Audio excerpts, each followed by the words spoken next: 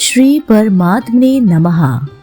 अष्टावक्र गीता 9वां अध्याय। महापंडित एवं विद्वान अष्टावक्र की बुद्धिमता से आप सभी लोग परिचित होंगे। जनक की सभा में उन्होंने बंदी से शास्त्रार्थ करके अपनी विद्वता का परिचय जो दिया था और बंदी को उसके अहंकार के बारे में ज्ञात भी कराया था।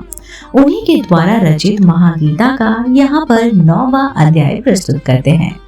श्री अष्टावक्र कहते हैं, यह कार्य करने योग्य है अथवा ना करने योग्य और ऐसे ही अनिद्वंद यानी कि हाँ या ना रूपी शयंश कब तक किसके शांत हुए हैं, ऐसा विचार करके विरक्त हो जाओ, त्यागवान बनो, ऐसे किसी नियम का पालन ना करने वाले बनो। हे पुत्र, इस संसार की चेष्टा को देखकर किसी धन पुरुष की ही जीने की इच्छा, भोगों में उपभोग की इच्छा और भोजन की इच्छा शांत हो पाती है। यह सब अनित्य है, 3 प्रकार के कष्टों से घिरा है, सारहीन है, निंदनीय है, त्याग करने योग्य है। ऐसे निश्चित करने की शांति प्राप्त होती है। ऐसा कौन सा समय अथवा उम्र है जब मनुष्य के शयंश नहीं रहे हैं। अंत शयंशों की उपेक्षा करके अनायास सिद्धि को प्राप्त करो।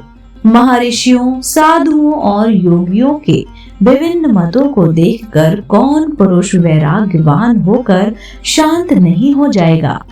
चैतन्य का साक्षात ज्ञान प्राप्त करके कौन वैराग्य और समता से युक्त, कौन गुरु जन्म और मृत्यु के बंधन से तार नहीं देगा।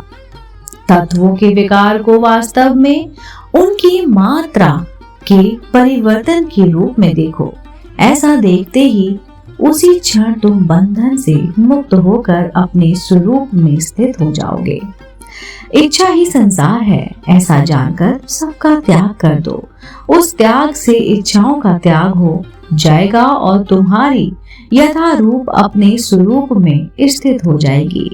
कहा जाता है कि अष्टावक्र द्वारा रचित महागीता का एक एक श्लोक 1000 मणिकों की तुलना में भी बहुत अमूल्य है, क्योंकि अष्टावक्र गीता के श्लोकों में गागर में सागर भरने जैसा बताया गया है।